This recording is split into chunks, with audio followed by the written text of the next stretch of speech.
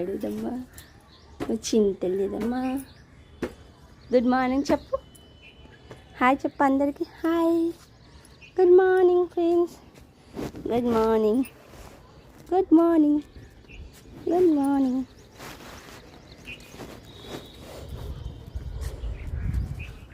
లాగుతావుగా, pant పెట్టుకుని లాగుతావు కదా, ఎప్పుడు ఎందుకు లాగుతలే? ఫ్యాంట్ పెట్టుకుని లాగుతావుగా.